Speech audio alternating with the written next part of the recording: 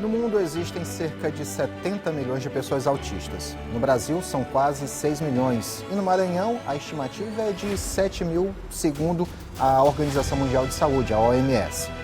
O transtorno do espectro autista afeta o desenvolvimento do cérebro e é caracterizado por comportamentos atípicos. Nos últimos anos, diversas leis federais e estaduais foram criadas com o objetivo de assegurar os direitos da pessoa com autismo. Leis essas que garantem inclusão e acesso à educação, proteção social, trabalho e outros direitos, ou seja, igualdade de oportunidades. Mas o que existe é suficiente? Ou precisamos avançar sobre essas questões? Os autistas estão tendo seus direitos preservados? Será que temos uma sociedade de fato inclusiva? O que podemos afirmar em relação à luta pelos direitos autistas? É o que vamos discutir no Contraplano de hoje.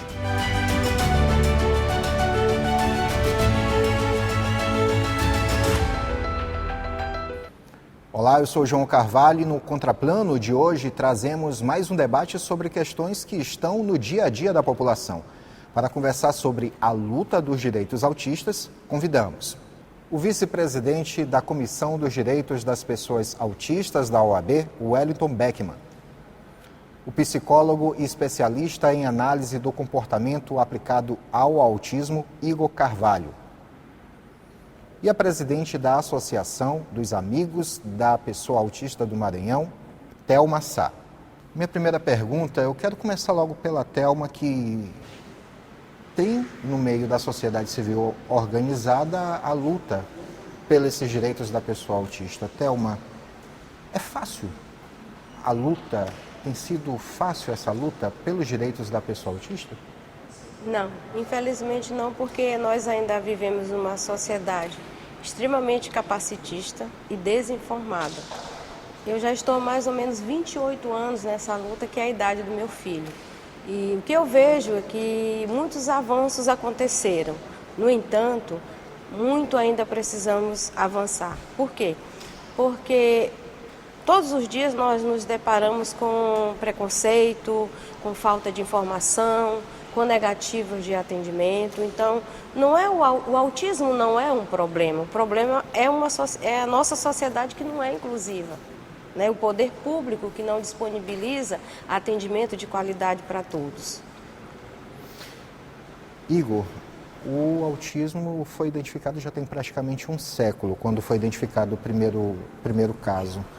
Por que ainda é tão difícil as pessoas lidarem com o autismo como uma realidade no meio da sociedade, né, e abraçar a causa? Porque assim, hoje em dia a sociedade ainda falta um pouco de conhecimento sobre o que é o autismo, quais são as condições do autismo, entendeu? Então isso gera um medo, gera várias situações em que as pessoas hoje em dia precisam buscar um pouco mais sobre o saber do que é o autismo. E o que é o autismo? O autismo é um transtorno do neurodesenvolvimento que traz prejuízos na parte da comunicação, interação, socializações e padrões comportamentais, certo? Então, quando a gente entende um pouco sobre autismo e fala sobre esse ponto, a gente entra nos níveis do autismo, certo? Que são nível 1, nível de suporte 1, 2 e 3. E o que é esse nível de suporte? Quando a gente fala de suporte, a gente fala de apoio, certo? Então, normalmente a gente precisa pensar o seguinte: esse indivíduo, ele precisa desse apoio por quanto tempo? Por toda a vida? Por metade da vida? Então, assim, o nível de suporte 3, que normalmente é chamado de nível severo, é o seguinte: esse indivíduo, ele precisa de apoio o tempo todo.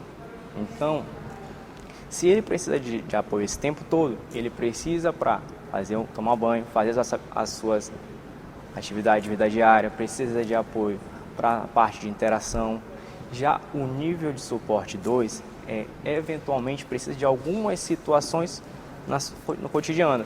Então é o seguinte: o nível 2, que é conhecido como moderado, esse indivíduo precisa de suporte, precisa desse apoio em algumas situações da vida. Um exemplo, na parte escolar, na parte acadêmica, mas em casa ele já tem um certo domínio. E o nível de suporte 1 são situações eventuais. Então, são situações em que há um evento, algum contexto específico para que aquele indivíduo receba esse apoio. Certo? Doutor Wellington, o que levou a OAB a criar uma comissão específica para buscar os direitos da pessoa autista? Bem, primeiro que na história da OAB no Maranhão é a primeira vez que houve uma autorização do atual presidente da OAB, doutor Caio Saraiva, no qual a gente sempre faz os agradecimentos. Ele permitiu, nós apresentamos um projeto. Então, na história da OAB nunca houve uma comissão específica para isso. Isso foi diante da necessidade, porque eu sou pai de um adolescente autista e de forma que eu me deparei em várias situações em que eu percebia que havia uma falta de informação enorme. Conscientização, educação, né? Tudo que você puder imaginar, a gente passeando com nossos filhos, com o meu filho, muitas das vezes há uma desorganização, então as pessoas ficavam meio... Não, então nada melhor do que apresentar um projeto que nós fizemos na OAB. Por quê? Porque a OAB é a maior instituição de representação da sociedade civil. A Ordem dos Advogados do Brasil, ela tem essa importância. Então, através da OAB, nós então saímos o quê? Fazendo a informação, falando dos direitos, acompanhando as pessoas, dependendo, nós não somos defensoria pública. Isso é bom que, né, quando a pessoa há uma necessidade de judicializar, existe a defensoria pública. Mas nós estamos sempre presentes em acompanhar e informar, de forma que nós vamos completar 2 anos agora da existência da comissão e nós já visitamos 35 municípios. Significa dizer que, chamando o Ministério Público, Prefeitura, Defensoria Pública, orientando as mães a se organizarem, a AMA é um grande exemplo para a gente, né? Através da comissão, eu tive a oportunidade de conhecer a Thelma, que aqui está presente, conhecer o trabalho, e daí então a OAB ela vem nessa batida, né? Nós agora estaremos indo no mês de abril para o Buenos Santos, Pedreiras, e detalhe, isso tudo com os nossos custos. Eu como vice-presidente, a presidente doutora Ana Karina, não está aqui presente, e os demais membros, alguns que nós, a Thelma é membro também da comissão, o doutor Igor, enfim. Então a comissão ela é formada de advogados, que são os membros efetivos, e dos membros consultivos, isso é fundamental. Nós temos 3 médicos, 2 psicólogos, que fazem parte da comissão, que nos dão apoio, que estão ali do nosso lado. Então, o nosso trabalho maior é a informação. E nós, então, temos a OAB para dar esse respaldo. É muito mais fácil você chegar à Prefeitura, ao Ministério Público, à Defensoria, né, ao Poder Judiciário, a orientar uma audiência pública nos municípios. Como? É a OAB que está presente. Então, esse é o papel fundamental, educar a sociedade, informar essa sociedade, orientar essa sociedade, porque a gente tem que diminuir cada vez mais esse desconhecimento. Thelma, no contato com outras famílias que têm pessoas autistas nesse seio familiar, quais são os tipos de reclamações que elas mais apresentam a vocês na AMA, de direitos que são desrespeitados, de violações que esses autistas sofrem? Na realidade, nós somos terceiro setor e trabalhamos com uma parte da sociedade que não tem acesso a quase nada, né? Eu falei a você há mais de 20 anos. A AMA, esse ano, vai completar 20 anos, só que ela está regularizada. Mas, de fato e de direito, desde 1998, nós já estamos nessa caminhada. Então, quem nos procura é quem não teve atendimento precoce, quem não tem atendimento aqui fora, que não pode adquirir um plano de saúde para custear o tratamento. Então, as reclamações, elas perpassam para além dessa questão do tratamento, como também para a inclusão escolar, né? Que ainda hoje em nossa cidade nós não temos o profissional que está na sala regular de ensino para facilitar a permanência desse aluno na inclusão, que é fundamental. Então, são vários direitos que são violados. Então, a AMA ela atua tanto no atendimento direto com a família, como ela atua politicamente também. E como eu também sou membro da comissão da OAB, nós estamos para além das fronteiras de São Luís. Hoje a AMA já é uma realidade em mais de 50 municípios no Maranhão. Por que o terceiro setor hoje está atuante? Ele ocupa exatamente um vácuo em que o poder público não pode atuar, e também o segundo setor, que é da iniciativa privada, que nem todo mundo tem acesso a adquirir um plano de saúde para custear o seu tratamento. Então, exatamente nesse meio que o terceiro setor entra como um braço a mais para ajudar. Mas nós, do terceiro setor, estamos fazendo para além daquilo que é de nossa competência. Em acolhimento, em orientação, atuação política, em tratamento direto com a pessoa autista. Na AMA nós temos atendimento psicopedagógico, nós temos a terapia ABA, nós temos a fonoterapia, e nós primamos por trabalhar em grupo, porque a gente quer adaptar essa pessoa, essa criança autista, esse adolescente, esse jovem adulto autista ao convívio social. Igor, ainda existe muita dificuldade em fazer com que os familiares de uma pessoa que foi até o consultório fazer justamente os exames, passar por todos os procedimentos necessários para saber o que está acontecendo. Existe ainda muita dificuldade em fazer os familiares aceitarem que aquela pessoa tem o autismo? Existe uma fase chamada do luto. Normalmente, quando o pai recebe esse diagnóstico, normalmente é um choque, certo? A gente tem que fazer esse acolhimento dessas famílias. Porque, assim, é muito difícil para as mães entenderem, mesmo tendo vários assuntos, várias explicações, tendo a internet também para saber mais sobre o autismo, mas, assim, nesse momento, a parte do recebimento do diagnóstico e o impacto da família, tem sim. Os pais ainda têm muito essa dificuldade de compreender. Muitas das vezes, isso não é o do meu filho, eu não sei o que fazer, o que eu vou fazer, como é que vai ser meu filho na fase adulta, essa parte de transição da infância, adolescência adulta e a fase adulta. Como é que eu vou lidar com um adulto autista? Então, os pais têm muito esses questionamentos, muitas essas dúvidas nesse primeiro momento. Então, é normal, sim, eles terem essa primeira fase que a gente chama do luto, mas depois das orientações, as conversas, muito acolhimento, aos poucos eles vão entendendo, vão assimilando e compreendendo o que é o autismo e como conviver com ele, certo? Ainda contigo, com base depois nessas explicações que são dadas, vocês também já encaminham um pouco o que elas podem fazer, os direitos que elas devem buscar depois dessa aceitação do diagnóstico? Normalmente, o que acontece?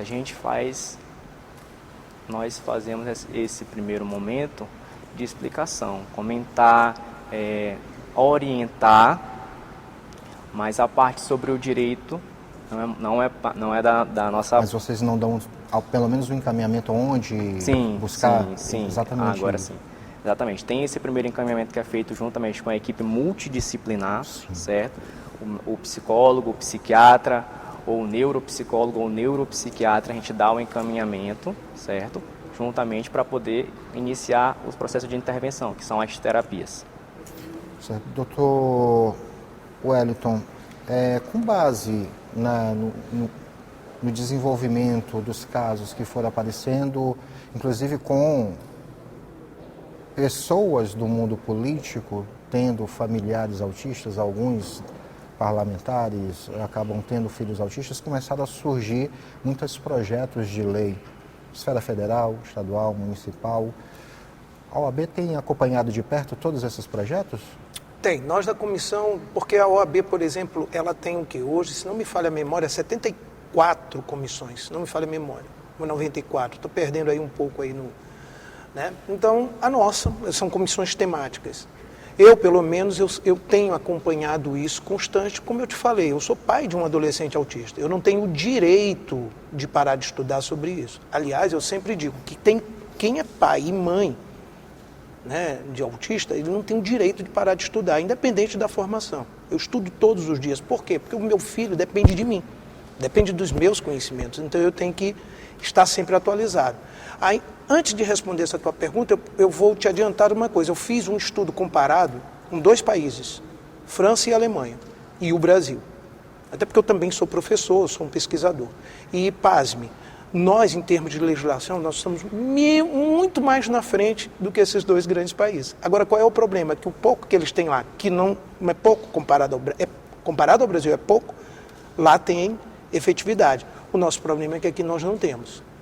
Esse é que é o problema. Então, não adianta. Em termos de legislação, a gente está muito bem, pela minha análise. Então, eu vejo que, às vezes, muitas pessoas, principalmente a classe política, viu que isso chama, que isso dá ibope, enfim, tudo que tu puder imaginar, então eles fazem determinadas leis que eles não têm uma análise econômica desse direito que vai ser criado. Então, às vezes, cria uma lei que ela praticamente é impossível de ser aplicada.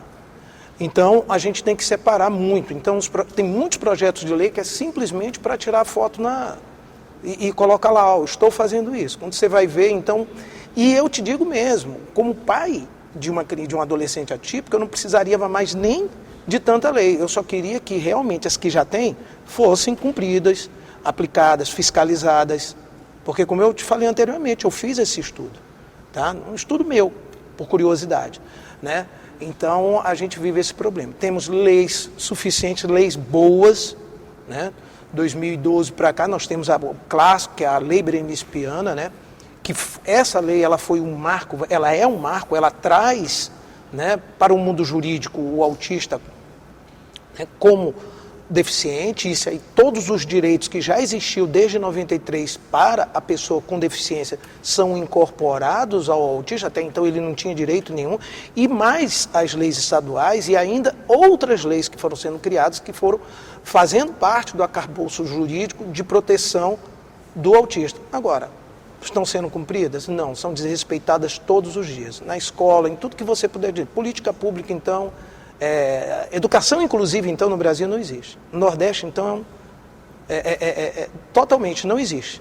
Então, nós estamos caminhando nessa luta. Então, nós da comissão usamos a nossa voz para poder estar falando isso para a população, chamando a atenção, provocando o judiciário, muitas das vezes como advogado privado, indo ao judiciário, para defender os direitos. Eu mesmo sou advogado do meu próprio filho, então é esse quadro. Certo. Minha próxima pergunta é para você, Thelma, mas a gente vai conversar daqui a pouco, pois chegamos ao fim do primeiro bloco do programa. Vamos para um breve intervalo e voltamos já com o nosso programa.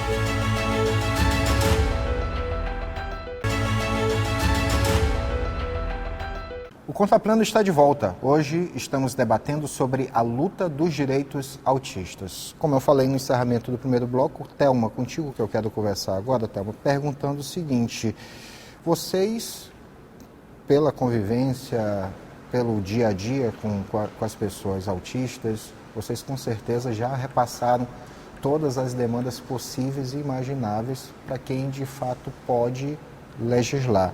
Agora, como é que é o comportamento da sociedade que não tem essa vivência com a pessoa autista? Ela acaba abraçando a causa?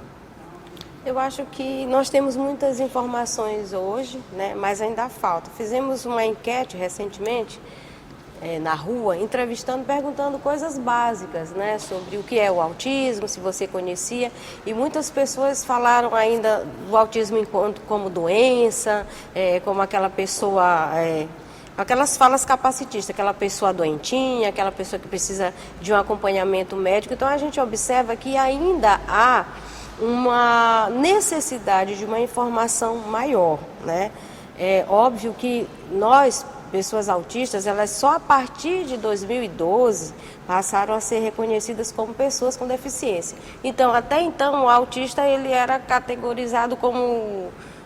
esquizofrenia ou qualquer outra deficiência, mas o autismo, a partir da Lei Berenice Piana, que é de dezembro de 2012, essa lei ela assegurou já que a pessoa autista é uma pessoa com deficiência. Então, veja bem, nós temos apenas 12 anos, né, em que a sociedade, nós fomos apresentados à sociedade enquanto pessoas com deficiência. Então, por mais que nós tenhamos muitas informações, a maioria da população mesmo, ela tem uma visão um pouco distorcida, capacitista, e por conta disso vem o preconceito, né? Então, o que cabe a nós, enquanto terceiro setor, a própria comissão da OAB e outras comissões que tem aí pelo Brasil afora, é cada vez mais aproveitar esses espaços, como vocês estão nos cedendo aqui, para conscientizar a sociedade de que as pessoas autistas estão aí e elas estão chegando cada vez mais, porque no último levantamento que é o censo americano, para cada 36 crianças nascidas, uma está dentro do espectro do autismo. Então, a pessoa autista, ela está na escola, ela está no shopping, ela está na praça, nos supermercados, e a sociedade precisa conhecer para poder conviver com essas pessoas, porque não é o autismo em si um problema, é a falta de conhecimento que é. Igor, até para o telespectador ficar bem por dentro, conversa com o Igor, em muitos pontos acaba sendo um pouco mais técnica, mais científica, mais médica mesmo. E é em cima disso, Igor, que eu quero fazer o meu próximo questionamento, porque muitas pessoas adultas, né, nos últimos tempos têm detectado, né, que são autistas. Inclusive casos famosos, um dos mais recentes que repercutiu muito foi da atriz Letícia Sabatella. Né?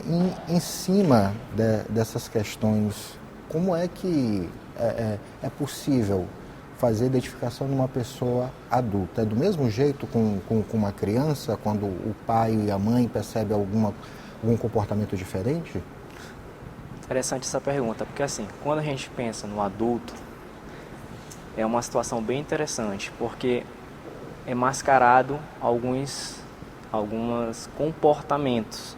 Porque assim, o adulto, um exemplo, o autista nível 1, aquele que nunca recebeu o diagnóstico, ele passa por várias etapas da sua vida. E todos esses comportamentos que se encaixam no transtorno é mascarado, porque ele vai aprendendo com a sociedade, ele vai aprendendo com o ambiente, ele vai aprendendo com o contexto. Então ele acaba que não sabe o que se passa de forma interna, ele não sabe por que ele tem aqueles comportamentos e ele fica com aquele questionamento. E aí ele vai em busca de um acompanhamento, de um profissional, para poder entender o que está se passando com ele. Por que eu sinto isso? Por que eu tenho esse tipo de comportamento nesse ambiente? Por isso que ele vai atrás de um diagnóstico, vai atrás de algum profissional da área para poder dar esse direcionamento. E quando a gente pensa na criança, é mais observável. Os pais começam a observar que meu filho não faz isso, meu filho faz aquilo. Por que o filho da fulana faz isso e o filho da outra não faz? Então tem essa comparação. E aí vai em busca também de um profissional para tentar entender por que meu filho ainda não fala, por que meu filho ainda não me olha quando eu atento pelo chamado pelo nome. Então tudo isso gera questionamentos e esses questionamentos vão sendo direcionados por um profissional. Doutor Wellington, com base nesse mesmo questionamento, quando as leis estão sendo elaboradas, muito se pensa na criança autista. Já existe algo na legislação, ou se pensa algo para os adultos autistas? Bem, na verdade, a legislação ela não estabelece, né, essa diferença. Autismo idade, 1, né? 2, 3, né, nível de suporte 1, como o doutor Igor aqui explicou, Sim. Suporte 2, 3, autista é autista. Então, se Sim. você passa por todo aquele procedimento, na equipe multidisciplinar e o médico, então, né, junto com o médico, com o psiquiatra, com todos envolvidos, né, e você tem um laudo que você é autista, a proteção das legislações, elas servem para todos, não há uma diferença. Então, o que acontece? As leis estaduais, então aqui nós temos leis maravilhosas, temos 4. Né? Por exemplo, uma coisa que nós saímos na frente de São Paulo foi a questão da validade do laudo. Então, tu imaginas como era a situação. A mãe já tem uma dificuldade danada. Imagina o município, já tem uma dificuldade enorme de conseguir uma consulta com o médico para, né, obter o laudo. Aí, depois dessa dificuldade toda, ela vem aqui para a capital, por exemplo, para resolver alguma questão, ir atrás de algum direito e tal. Quando chegava aqui, o que acontecia? Não, a senhora tem que voltar porque esse laudo já perdeu a validade. Então, era dificuldade. Detalhe que nós temos essa lei e mesmo assim ainda tem órgãos exigindo um novo laudo. Então, a partir de 2021, nós saímos na frente. São Paulo foi 2024, agora recente, que resolveu fazer essa lei acabando com a validade do laudo. Isso foi um avanço para a gente, em termos de legislação. fogos, né? Isso foi também um avanço, que o Maranhão saiu na frente. Essa questão de proibir, né? Essa questão do fogos, de botar até 100 decibéis, porque se você tiver a oportunidade de presenciar, idoso, o autista, o próprio animal, esses fogos, né? Eles causam uma desorganização terrível. Então nós saímos na frente. Agora eu volto a te dizer, estão sendo cumpridas? Muito precariamente. Muito precariamente. Então a gente tem ainda que lutar muito, educar muito, né? Preconceito. É como eu sempre digo, o autismo ele não é o problema. Porque se nós tivéssemos o cumprimento das leis que nós já temos, que eu falei para você que são as melhores, comparado aos 2 grandes países aí de primeiro mundo, se nós tivéssemos políticas públicas efetivas, nunca que... Esse que é o grande problema de quem tem o espectro dentro de casa. É o preconceito, é o capacitismo, é a discriminação. Isso, porque o autismo em si não, porque se ele é bem conduzido, se ele tem as políticas públicas, se as leis que já existem são cumpridas, a gente consegue conduzir e navegar em mares de almirante, como a gente costuma dizer, né? Thelma, logo no início eu falei que existe uma estimativa no Maranhão de aproximadamente 7 mil pessoas, mas esse é um número que pode ser tanto menor como pode ser muito maior. É uma dificuldade para buscar peças que possam ajudar vocês nessa luta, ter um número mais concreto de quantas pessoas têm o autismo aqui no Maranhão? Essa estimativa está entre 1 a 2% da população. Infelizmente, esse último censo, ele não foi feito por domicílio, ele foi por amostragem, né? Então, por exemplo, na minha casa, não me fizeram essa pergunta, né? Então, assim, nós não temos um número preciso ainda aqui no Brasil e no Maranhão, mas a olhos vistos, nós sabemos que pode ser muito mais, né?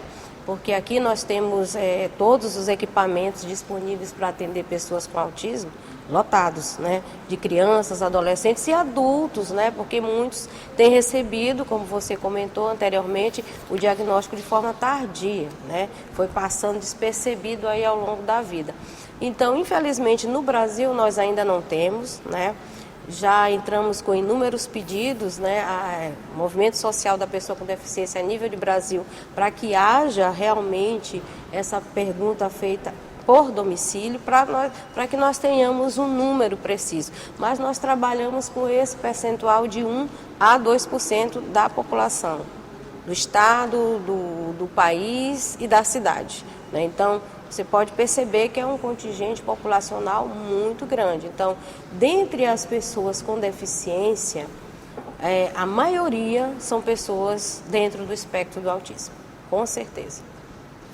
Doutor Igor, 2 de abril marca o Dia Mundial de Conscientização do Autismo. O significado dessa data, o que levar para as pessoas justamente ter essa consciência? Conhecimento. Entender o que é o autismo, compreender as suas limitações, as suas causas, tudo isso, entendeu? Então, essa data é a data mesmo de compreensão, entender o que é o autismo, não só pelo transtorno, mas quem é aquele indivíduo diante da sociedade, certo? Então, é isso que realmente dá dessa data.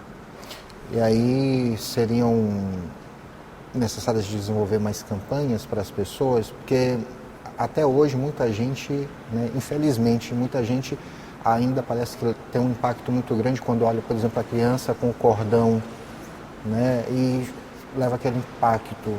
Faltaria mais publicidade nisso para as pessoas criarem essa consciência? Também.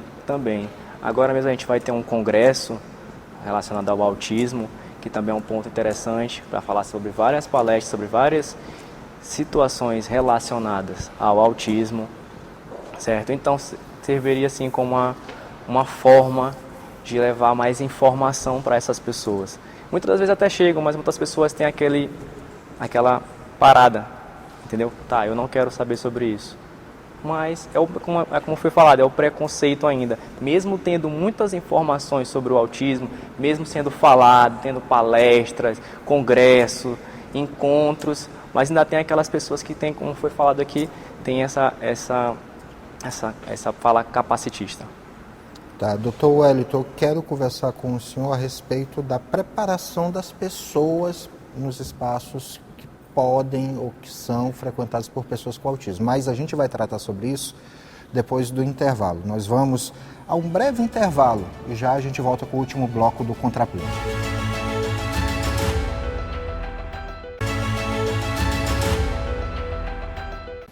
Voltamos para o último bloco do programa Contraplano, hoje debatendo sobre a luta dos direitos autistas. Com a gente, somando neste debate, o vice-presidente da Comissão dos Direitos das Pessoas Autistas da OAB, Wellington Beckman, o psicólogo e especialista em análise do comportamento aplicada ao autismo, Igor Carvalho, e a presidente da Associação dos Amigos do Autista do Maranhão, Thelma Sá. Como eu falei no encerramento do bloco anterior, doutor Wellington, queria justamente saber do senhor a respeito de se ter capacitação para pessoas em alguns espaços, principalmente espaços públicos. Existe algo já que, pelo menos um fio condutor pela legislação que obrigue, por exemplo, espaços como escolas, shopping centers, parques de diversões, a ter pessoas que passem por uma capacitação para saber como lidar com o autista? Bem, é interessantíssima essa tua pergunta. Porque, na verdade, em termos de legislação, o autista ou a pessoa com deficiência é o direito que ela tem ao lazer, né, a ela estar onde ela quiser estar.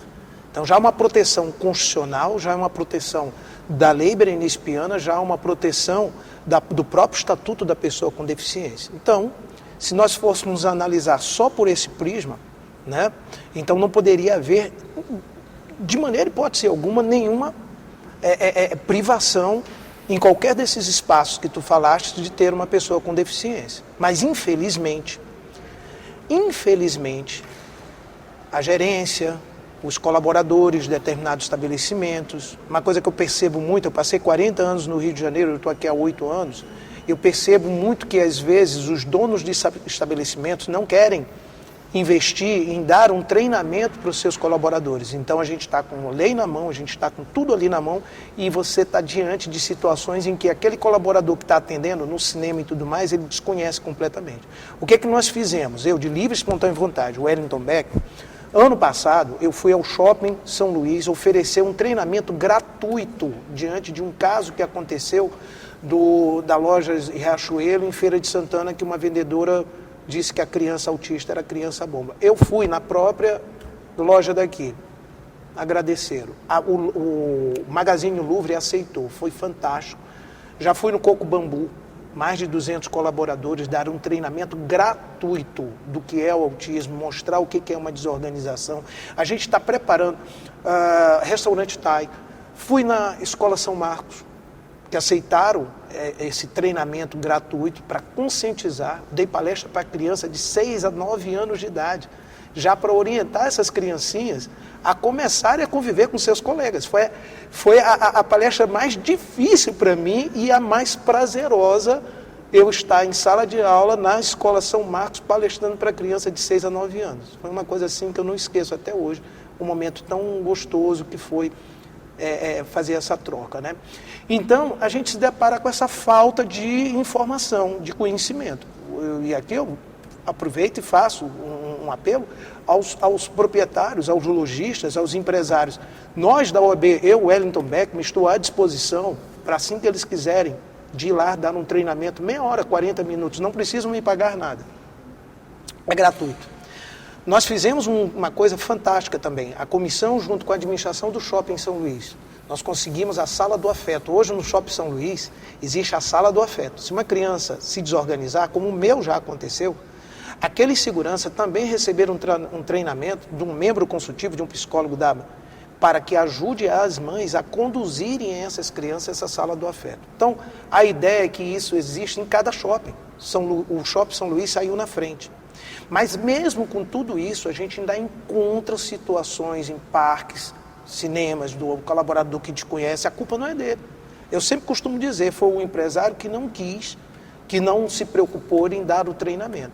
O Coco Bambu aceitou de plano, o Louvre também, o Salão de Beleza Piuípe. Então, nós estamos oferecendo isso. Entendeu? Então, para quê? Para diminuir mais ainda e levar a informação. Porque eu acho que é só assim que nós vamos conseguir. Porque se nós formos depender do poder público, se nós formos depender de fiscalização, se nós formos depender de efetividade, do cumprimento das leis que nós temos, você vai ficar em casa com teu filho. Porque essa é a minha grande insatisfação diante de tudo que a gente tem que já construiu de melhor, né? Que são essas leis aplicadas tanto à pessoa com deficiência e ao autismo em especial. Para até, de certa forma, dar uma quebrada um pouco nas questões que permeiam. Claro que a luta é grande, ainda tem muito o que se fazer, mas existem alguns pontos positivos que com certeza já foram alcançados. Diante desses pontos positivos, Thelma, é possível dizer que a esperança de ter essas pessoas bem acolhidas em qualquer ambiente não está tão longe? Eu creio que não, né? Hoje, por exemplo, a criança, ela passa um tempo muito grande na escola, né? Então, fora de casa, o maior tempo que essa criança passa é na escola. Então, ali, se eu tiver um ambiente acolhedor, inclusivo, eu tanto preparo essa minha criança dentro do espectro, como eu preparo a outra criança. Qual é o problema da nossa sociedade atualmente? Eu não convivi com pessoas com deficiência, você provavelmente não, né? Mas essa geração hoje, nós estamos oportunizando, quando damos de fato uma inclusão escolar, né, um atendimento de qualidade, nós estamos oportunizando que futuramente essas crianças, esses jovens, eles não sintam um impacto numa convivência com uma pessoa autista. E quanto mais essa criança autista for acolhida na escola, ela vai se adaptar socialmente e é maravilhoso quando a gente consegue, de fato, a inclusão. Ela não é impossível, ela é possível. E a outra criança, que é uma criança que não tem deficiência, seja qualquer que seja a deficiência, não só o autismo, ela vai agir com naturalidade diante desses fatos. Então, o grande problema que nós temos hoje é que a nossa geração, ela não foi preparada para ser uma geração inclusiva. Esta, sim. Né? Então, por isso que nós pregamos a inclusão, batalhamos por inclusão, porque sabemos que hoje eu tenho uma pessoa autista na minha família, o Igor acabou de me revelar que tem um sobrinho, o Beckman, né? Tem um filho que ele adotou como seu, né? É uma pessoa que eu admiro profundamente, que ele é pai por opção, né? Me desculpa até estar falando isso, Beckman, né? Mas é uma coisa assim, uma pessoa que eu admiro demais, porque ele é pai por opção. Então, hoje, eu tenho, futuramente, outras pessoas que estão nos ouvindo agora, pode acontecer, isso será um problema? Não, obviamente que não.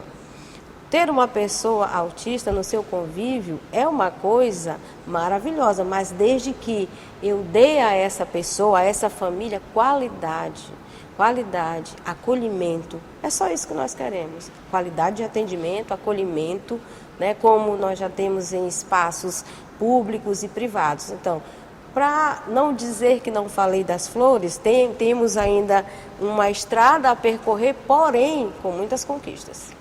Quero voltar, antes de passar novamente pelo Igor, quero voltar ao Dr. Beckman. Antes de mais nada, aproveitando com a revelação da Thelma, parabenizá-lo pela atitude. Lógico, tem que se louvar uma atitude como essa. Mas eu quero focar na questão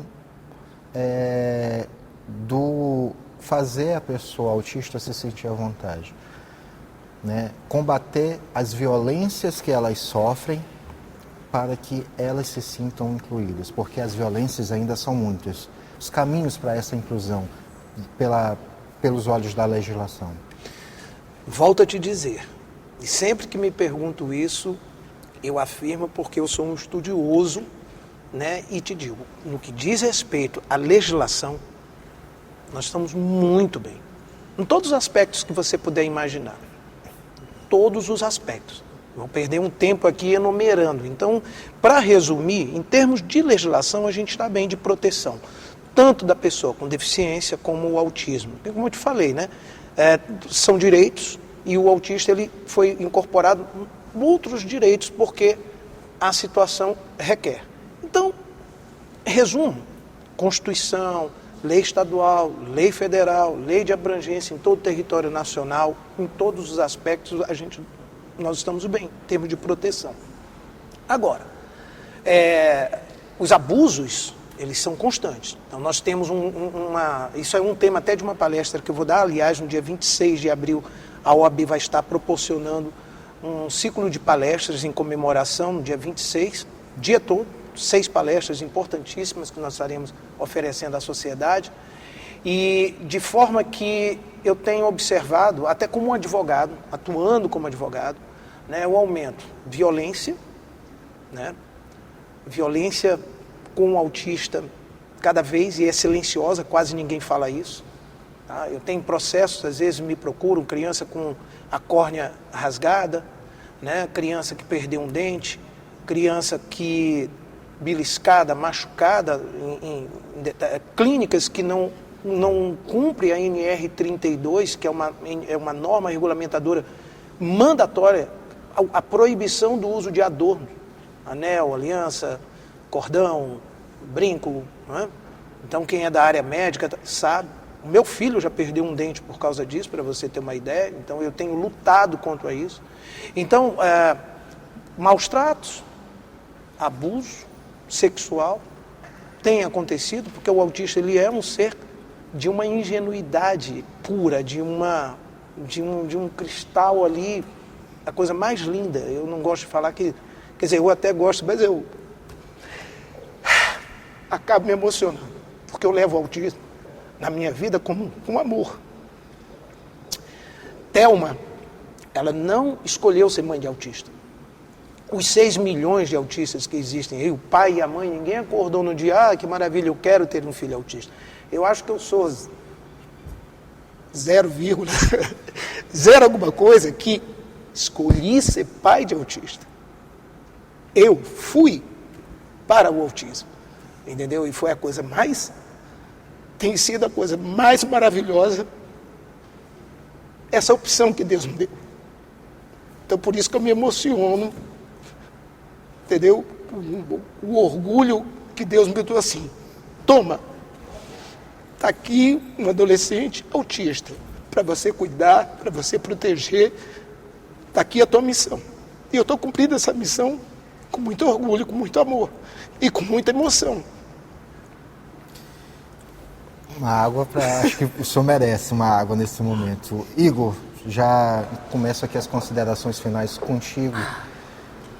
São esses exemplos, né, de pessoas que se preocupam com o bem-estar da pessoa autista, que a sociedade precisa abrir os olhos, enxergar, para perceber que o autismo não é um mal que a pessoa procurou, que alguém trouxe para si, mas que é algo que acontece, que as pessoas precisam, né, deixar acontecer no seu dia a dia, conviver com ele. Com certeza. Com certeza. É como a Thelma falou, muitas das vezes esse indivíduo ele só está inserido, ele não está sendo acolhido, certo? Então ainda tem essa exclusão dos indivíduos autistas. Então a sociedade, né, de hoje ainda tem muito essas barreiras que precisam ser quebradas a partir do conhecimento, entendeu? Então uma pessoa assim como o Beckman, que, como ele falou, que ele escolheu ser pai de autista, é algo motivador. É para você ver que você pode trabalhar com aquele indivíduo independente da sua condição, certo? Então, realmente, Beckman é até emocionante de falar, né?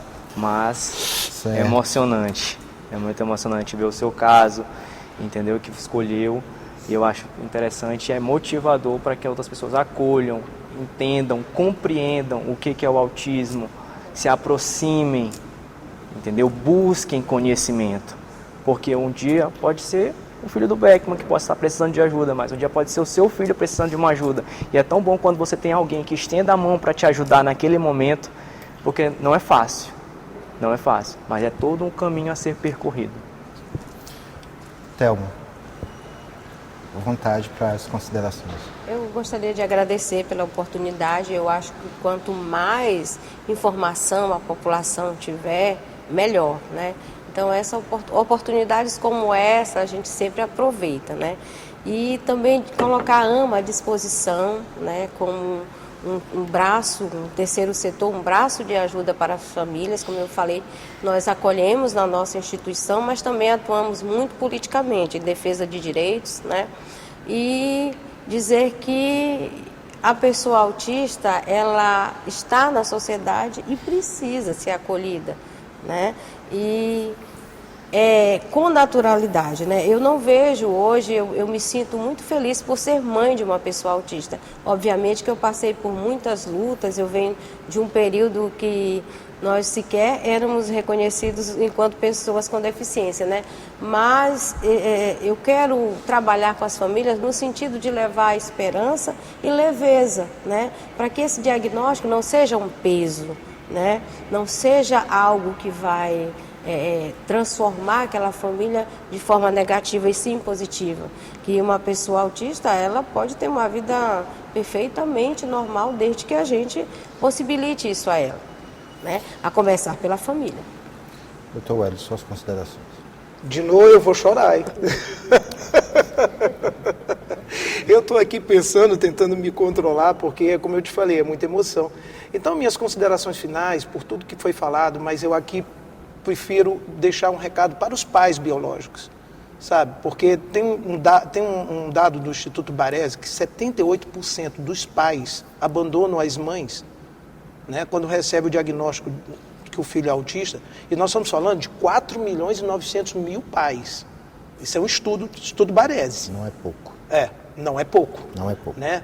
Então, olha só, então eu quero me dirigir às considerações finais para esses pais. Não abandonem sua missão.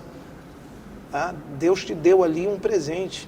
Fica do lado da tua esposa e vai trabalhar para que o teu filho possa ter, entendeu? O melhor atendimento, o melhor acolhimento. A união familiar é fundamental nessa luta.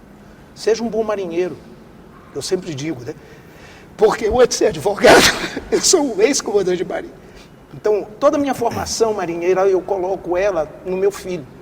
E eu tenho sempre uma frase que eu digo: bons marinheiros não abandonam o barco nas dificuldades. Eles lutam até perder as forças. O meu filho é o meu barco. E eu quero que cada pai seja um bom marinheiro. Não abandone seu barco que Deus lhe deu. É isso. Quero agradecer aos três pela presença. Para mim, um dos melhores trabalhos jornalísticos que eu fiz na minha vida, esse bate-papo com vocês, muito proveitoso. Agradeço imensamente a participação de cada um de vocês. Chegamos ao fim do programa de hoje. Tivemos a produção e direção da Aline Cantanhede. Você pode assistir a reprise dessa edição em nossa programação ou em nosso canal no YouTube, TV Assembleia Maranhão.